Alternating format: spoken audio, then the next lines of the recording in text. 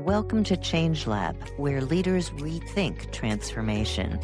Each episode, we go beyond the headlines to hear from those on the front lines of change, to talk about what's working, what's not, and what they're learning along the way. I'm your host, Sondra Kiss. Let's get started. Welcome. Travis Hahler is the Senior Director of Global Strategy and Transformation at Salesforce. He is owner and founder of the Neurological Nomad and the author of an upcoming book that's going to be published by Fast Company. Travis has guided more than 100 organizations through transformation efforts across technology, enterprise, and global teams. And in addition to his role at Salesforce, he has led change initiatives at companies including Google and has delivered his Neuroscience of Change keynote to more than 25,000 leaders worldwide. Welcome, Travis. So glad to have you. Thank you so much, Sondra. Great to be here.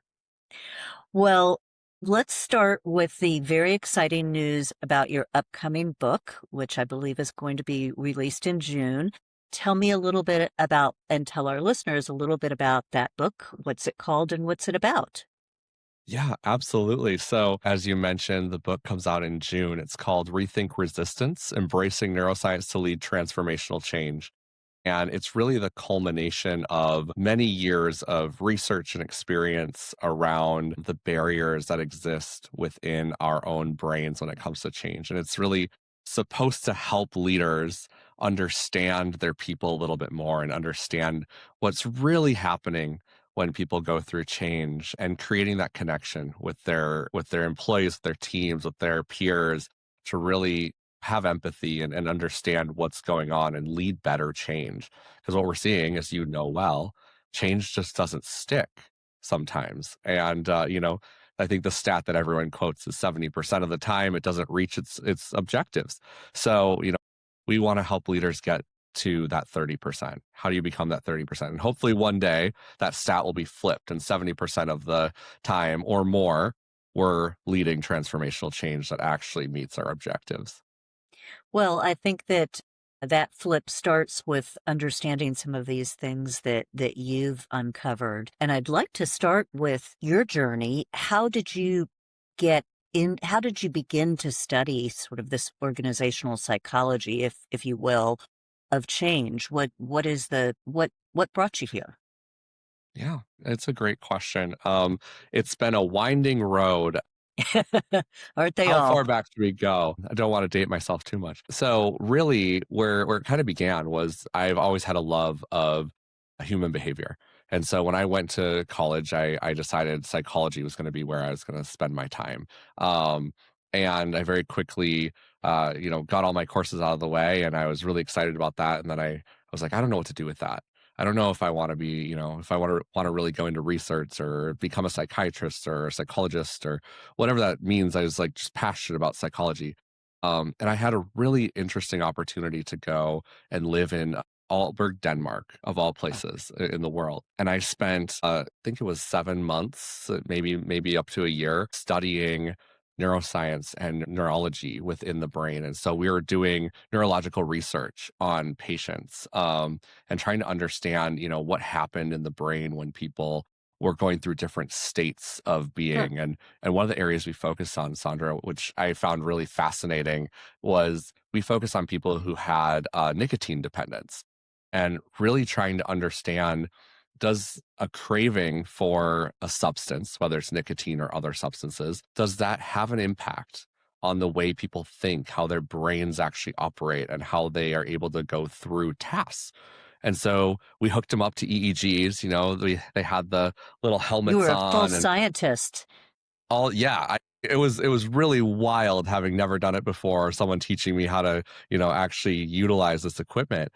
And what we found was that there is a difference when someone has a craving state versus when they don't, and their Right. ability to really achieve their objectives. And we were doing very simple tests. And we're talking like click left or right if the light is on the left or the right side, and it was still having an impact on Huh. those people. And that kind of got me thinking, like, this is so interesting. I love this. And then I went back home and I was like, okay, I didn't answer any of my questions about what to do with this, and I don't know what to do. So I was like, you know what? I'm going to go the business route. And so I went and I pursued an MBA, and I went into the quote unquote business world. And I said, I'm going to do business things. And then I ended up I worked for a number of companies. Started my career at Target in store operations. I moved into consulting for many years. And then wasn't really until I hit my time at Deloitte that it became really about change and helping people Hmm. go through change. And it was kind of at that moment that things really came together for me around I was seeing that my approach was a little different than other people's. I noticed that there was kind of two paths people went down. One path was the people who were listening and kind of going towards the noise, which a lot of people will call resistance, and trying to understand it. Then there's the other people who had their clipboards and were like, check, we set the comm, check, we did the communication to this group, check, we did the training, and really looking at it, it's kind of a very surgical checklist of things that just needed to be done. Um, Not surprising to you, I'm sure, the group that was listening to the people was having a lot more success. And that started to get this kind of idea in my head where I was like, okay, there's something here. And it wasn't until I was a little further in my career where um, I had a wonderful person in my life who I found so funny, but they gave me the nickname the Resistance Fortune Teller. And Ooh. at the time, I was like, I don't know what that means. It sounds cool, but I don't know what it means. And the way that they described it kind of clicked for me. And they said, it's interesting how you can walk into a room, listen for about 10 minutes, and really quickly identify where people are going to struggle. And not just in a way that you're like, oh, this is a hard change, in a way that you're really pinpointing the heart of what their Hmm. struggle is going to be. So whether that's, we've got a group of people who've been doing this for years and years and years, and it's really going to be hard for them to learn a new habit because their competence is so great in this area. Or we've got a group of people that we're going to have to move out of their current organization into another organization. That payment that they're going to have to make is really in their relationships. They're going to really Hmm. struggle to build new relationships and let go of old relationships and understand their place in the world. And then there's always that lovely control aspect. And so I was like, wow, everything that this person's describing that I'm able to do is 100% based in neuroscience, neuropsychology, and human behavior. This has to be something. So when I went to Google, and they were asking me to put together the change strategy for how they would go to enterprise customers with products like G Suite, which is now Hmm. Workspace, it really was a moment for me to kind of bring it all together and say, I think there's something here in the way that we approach change that I think could make a difference. And thankfully, Google's a very progressive company that allowed us to do a lot of experimenting and trial and error and really, really understand what worked. And so over the years, I put together this framework really based in kind of 6 barriers to change for people at a neurological level. And I started on a very small stage with 30 people in a room, and I left with 28 people asking me for follow-up conversations to talk more about this. And it just kind of evolved from there. And I was fortunate enough that what I had learned or seen and was communicating was resonating with people, and it's been a wild journey, to say the least, Sondra, to from there to here, and I'm so grateful for it. Well, I think so much of what you learned, we see every day. Leaders especially see that underneath these enterprise initiatives that look kind of simple on the outside, or they're straightforward. They're never simple, but they're sort of straightforward. There's all this emotion, and I remember. I'm trying to remember where I read it. It's one of the classic change books, but it's always stayed with me, this idea of a person riding an elephant, and the elephant is all the emotion and psychology that's going on, and the person on top of the elephant is sort of the intellectual piece of it, and the elephant is much more powerful than the person. So you can tell me all day long, and I can believe and I can buy into the fact that intellectually this makes sense. But when you challenge things like my habits or my identity or my safety, those things, whether I recognize it or not, those things may present barriers. So I'd love to dig in a little bit. This particular time seems to be a time when leaders are grappling with a huge amount of change and transformation. We have AI, we have large scale macroeconomic change. We have so much going on. And so, from a leadership perspective, you've identified a number of things that are psychological, neurological, perhaps barriers to resistance. And I know three of them off the top of my head that really are meaningful to me. One is threat, so sort of that safety piece. The second is disrupting habits. And then the third is introducing uncertainties. To have you dig into those and talk about maybe some examples of what that looks like and how leaders might begin to help people through those issues. Yeah, no, well, you picked out probably the top barriers in terms of the ones that have the most impact, which I'm not shocked you probably see it every day. I'm going to start with your habit one actually first. And I actually start there in the book too. And the real reason for that is habits create, I think, the fundamental and foundational element for resistance. Our human self is so good at creating habits, and oftentimes not because we try to. And so, there's a million books about creating new habits. There's a million different ways to, start a new gym routine or a new way to diet or exercise, whatever it might be. I love James Clear's book about Oh, atomic habits. Atomic It's Habits, so yes, good. terrific book. But it's interesting how we create them so easily when we don't even try, and the things that we really want to try and ingrain are sometimes the hardest, right? And we do that in our personal lives, but we also do that at work. And so those habits and what we're seeing throughout change is really disrupting the habits that we've created. And the habits we create at work, especially, are things that time and time again have allowed us to be successful. So there's this kind of inner turmoil that happens where you're being asked to change and you understand it. Your analogy earlier, logically, it makes sense. But you're kind of fighting with this idea as well that you're like, but experience has shown me that this way of working that I have habitualized has been really successful. Right. And So I you're don't know that this challenging my new way will. competence, Yes. perhaps. I mean, Yes. or I feel very competent when I do when I go Yeah. through this habit. It's not only muscle memory, but it's also a little bit of perhaps insecurity. Absolutely. Absolutely. And so you're really trying to change a habit, which is already hard. And you're also fighting with this fact that that competence, that loss exists, which I talk about this in the book. All change equals loss. I get a lot Uh, of pushback on on that particular phrase. A lot of people say things like, well, what if it's a good change? But in order for you to take the good change, you still have to let something go.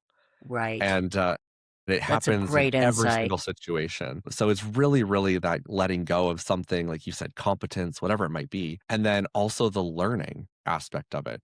So actually ingraining that new process, that Uh-huh. new habit takes time. Yep. And there's a wonderful study actually that, kind of the midpoint or the average of any particular habit over time is, it can take up to 66 days for a new habit to really take root in a strong way. And that's kind of the average seen over the research. And depends on how often you do it and how much you care about it, all of those things. But on average, it's 66 days. And that's a long time. I think it's a lot longer than our leaders really, really think. Um, Or want. or want. I am the least popular person in almost every room when we talk about timelines. But no, so that's really foundational, and it's what I think creates the biggest struggle for us as people and for leaders especially to understand what's happening in those moments is that letting go of those habits, the creation of new habits, the fight that exists between what I know today and I've learned to I'm going to let that go and I have to Mm. embrace this new thing. Those are three things happening all at the same time just to form a new habit. And so I think we're clear on it's hard, and leaders have one role, which is patience and understanding, and empathy, perhaps. What else can leaders do? And I think about your 66 days, and I wonder if I'm working 5 days a week, does that extend the timeline? So, sorry, I'm going to ask two questions at once. The first Let's do is, it. if I'm working 5 days a week, does that extend the 66-day timeline because my habits are only being practiced 5 of the 7 days a week? So does Yeah. that make it Well, longer? it can. And I think that, like, one of the things that was really interesting about the COVID-19 pandemic was our approach to returning to the office and how everyone kind of went hybrid. Well, if you really look at the brain science, it would tell you that that's actually the worst way to do it because when you remove yourself from a situation, put yourself in another situation, you have to kind of reorient every time. So this, like, Monday I'm in the office, Tuesday I'm at home, Wednesday I'm in the office, Thursday I'm at home, Friday I'm in the office. Each time you're like context Super switching. disruptive. It's Yes. really hard to build habits that way. So to your point, you're 5 days on, 2 days off. Depending on how you spend those 2 days could be disruptive to your habit process. Mhm. So if you're not actively doing things that help you drive that new habit, you have to kind of pick back up. And if you think about it like a leaky bucket, right? That bucket's always leaking. So over the weekend, your bucket leaks quite a bit. So you're starting with a much lower Uh, amount than you did when you left on Friday. So you're kind of making up some and then progressing a little bit more. So that 2 steps forward, 1 step back is really, really a thing. So you're absolutely right. It can take much longer. and as a leader, what can I do? We've got patience and empathy, and understanding, what that timeline might look like. What else can I do to help people build the new habits? Or is there anything I can do? I mean, do I have any control over that? Yeah, well, you nailed it with the, what kind of mindset do you need to have going into it, which is that patience, empathy, really understanding what it is that your people are going through. But in order to help people really adopt new ways of working, you have to also give them some help along the way. So to your point, what could they do? There's really some simple things. There's cues that can remind them. So one of the things that working manufacturing, they do this so well in manufacturing. There's a lot of cues in manufacturing, right? You walk into a certain area, it has specific maybe color coding or it has specific Mhm. signage. Those things are cues, right? Reminding you like, hey, you're entering a zone that's a clean zone. You can't walk in there without going through that cleaning process, right? Or you're walking into this zone and this is, dangerous. It's highly dangerous. You need hard hats. They're really good at those kind of context clues. As leaders, we need to get better about the Uh, context clues when we're trying to build new habits. So I had a team of salespeople that were taking on a new CRM. And one of the things that we did was really boil it down to like, what do we really want them to do first?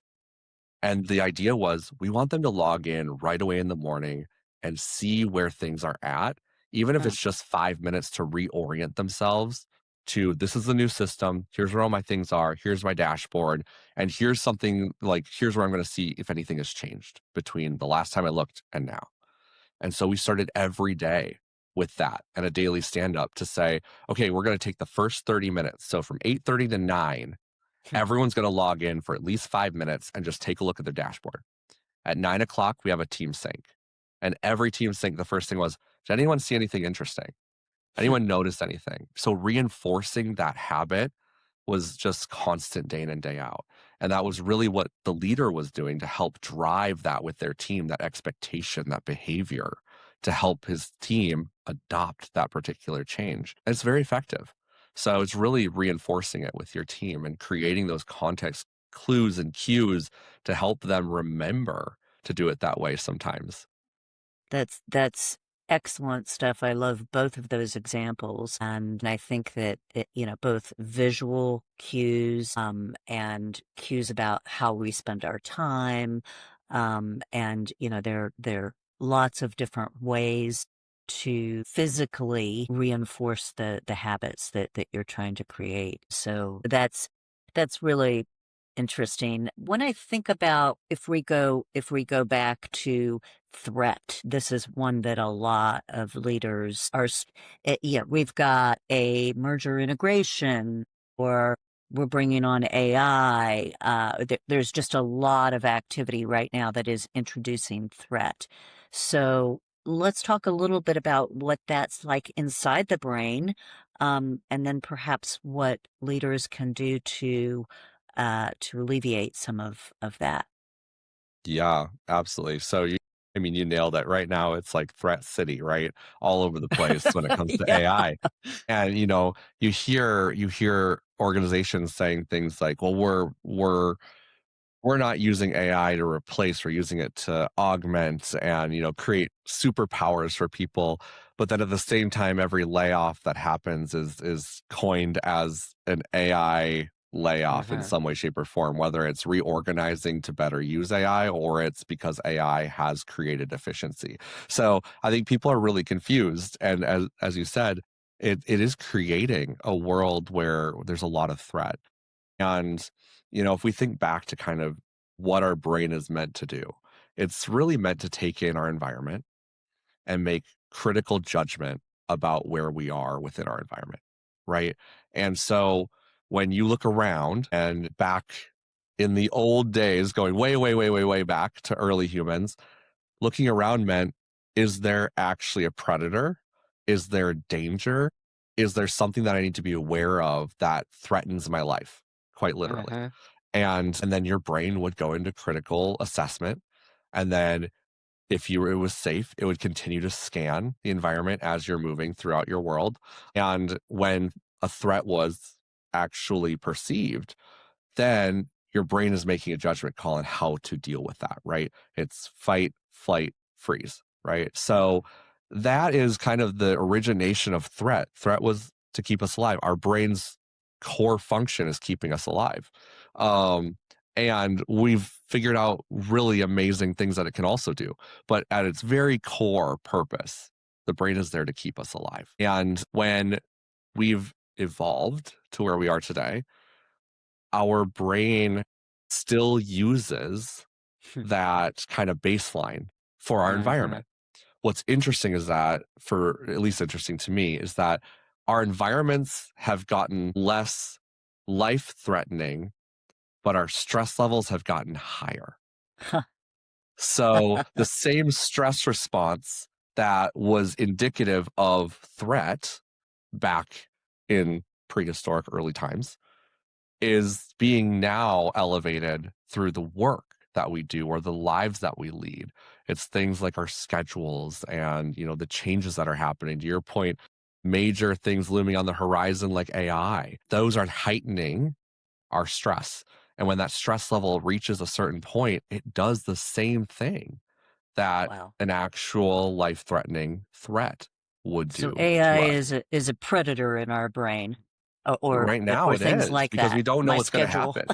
Right, Yeah, right. and I think a lot of people are freezing in the moment because they're trying to suss it out, like, what is AI actually gonna do to me in particular, not Uh-huh. just, like, in general, Uh-huh. to me, and that is kind of where people I think are sitting right now, and it totally depends on your experience and obviously your role and everything else, but what happens there is your brain is kind of saying, we can't really move beyond this moment until we can truly understand what's happening and whether or not we're safe.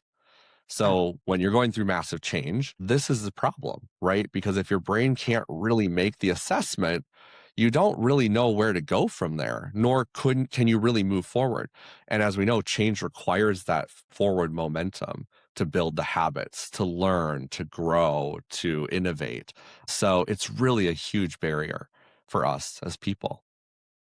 So how do I, as a leader, how do I create some safety when there's And of course, the third thing is uncertainty. But when there is this fear, when there is this predator in my reptilian brain that that's threatening me, what can I do as a leader to help with that?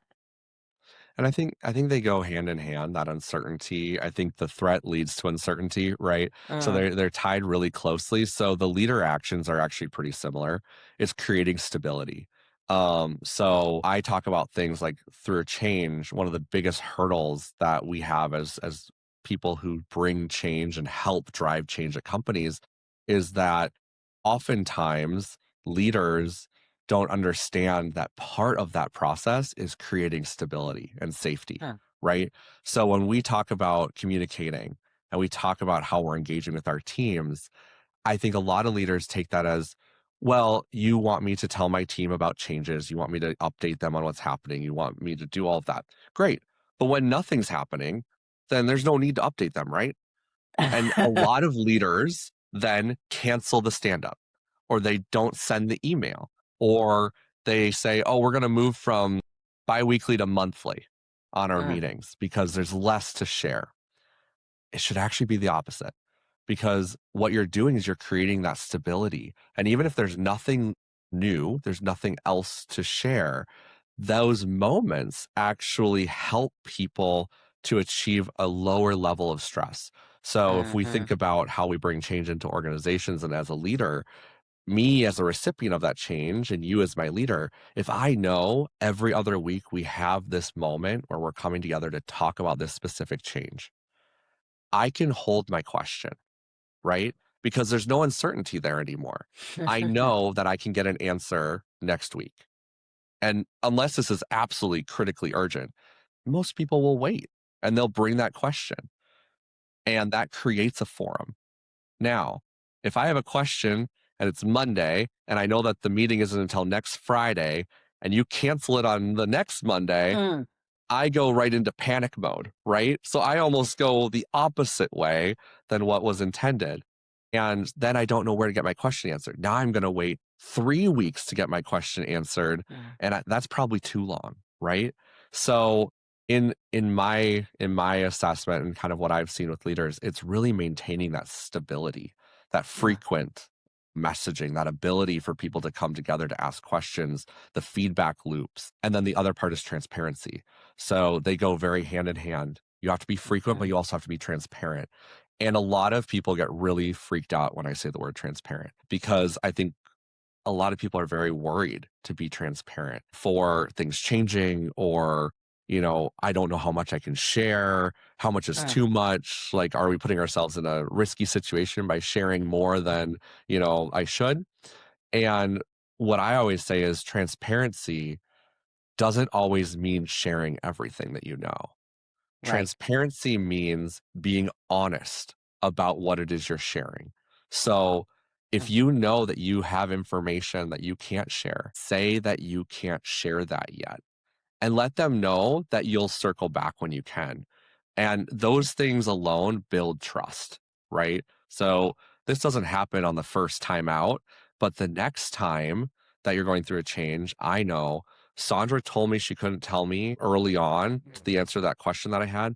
But you know what? She followed up a month later when they were able to share that information. And I got the information I wanted. And that builds that trust. I know she'll tell me when she can.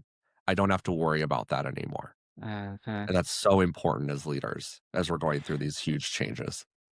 Yeah, I think you just introduced some really interesting concepts. I heard stability, and stability means standing up in the boring times, if you will, and giving people access, and not only communicating when there's change, but communicating when there's normalcy. And I also heard you talk about communication, in that it should be continuous and it should be two-way, right? We should, as leaders, be talking and listening and allowing a space where people can feel comfortable and ask questions, and then building trust. is, as you said, transparency, whether that means or transparency with the definition being, I may not share everything, but I'll tell you what I can and can't share. Building trust is really, I'm sure, key to dissipating some of that fear, threat, and uncertainty. And I think you've given us some great examples for leaders as to what they can do. So I'd like to ask if there is anything that we haven't covered. I know there are a million things we haven't covered because we've been talking for 30 minutes and I could talk to you for Much hours. time. But is there anything that you've learned in your time, and all the practical experience that you have that that you feel is especially important for leaders to practice to help with resistance? Yeah. So, Sondra, it's kind of the reason the book exists, to be completely honest. It's what I noticed was as leaders approach change without some of the tools that we're talking about, without some of the ideas. And I'm Uh-huh. going to be really honest, the book is not something where, I'm not creating a new framework. We need a new acronym, like we need a hole in the head, right? And that's not what I'm creating. That's not what I'm giving to the reader. Really, the fact for me is ideas, things that actually overcome these barriers, and ways to reflect on it as a Mm, leader, to think about critically, is this possibly something that's happening within my team, and should I be focusing more of my time on it? And so one of the things that, as I talk to a lot of leaders throughout these journeys, I've always asked, what are you most worried about? What do you think is going to be the biggest issue? And what are you going to do about it? And it usually falls into these buckets of, you know, well, people are lazy, or, they're comfortable, or if they don't mm, want to do it, they'll find, they'll kind of find their way out. Or this really optimistic one, which is, well, it makes their lives easier. Why wouldn't they want to do it? I don't understand why it would even be hard. And then when they get into this moment of actually announcing and driving change, they're kind of expecting the standing ovation. And I think that's part of the ego side of being a leader. And I think a lot of us don't want to admit that there's ego in leadership, but there is. It's part of what makes you a good leader too. You have to have some level of ego and confidence to be able to be a leader. But I think they're expecting the standing ovation and they get crickets. And I think for a lot of people, that's really hard to swallow. So, what I offer in the book is really this removal of the ego in what's happening in change. It doesn't really matter how great the changes that you bring, but that's what we focus on as leaders. I got to bring this great change that everyone's going to be really excited about. No one's really excited about change ever. So, it doesn't really matter what change you bring. It matters what tools you bring with the change that support people through it. So if you want the standing ovation, it might not come when you announce it, but it sure should come at the end of it, when you've had this amazing experience as a leader of change and the people have felt it and they've been able to come with you and feel like they were supported and be able to reach their goals, their ambitions through that process. And so it's really that decoupling of mm, ego from change. And just because you're a leader and just because your people are resisting, that resistance, and that's where the title comes from, is Rethink Resistance. It's not an affront to your leadership. It's not that they don't believe in you. It's not that they don't want to follow you, or think your vision is worthwhile. It's truly about the fact that there are natural barriers that are not going to allow them to, be excited or have the standing ovation until later, once we've addressed that natural resistance. And so that's what I'd probably leave you with in terms of, things that are really crucial as a leader of change to think about and really ruminate on, is how do you approach change? Are you bringing the greatest change story that's ever existed, trying to rah everyone up? Or are you bringing a change with support and tools to mm. actually make it happen? So it's almost this, it doesn't matter how good your strategy is. This is our change strategy. It's all about the execution of of walking people through it, and don't necessarily attach your ego to the strategy, but attach your ego perhaps to how you bring that strategy, pull that through the organization and support people through the love that. And Travis, please tell our listeners where they can find you and your work. Yeah, absolutely. Well, Sondra, we're going to have a QR code somewhere on the screen, this way, that way, this way, that. I'm not sure. Excellent.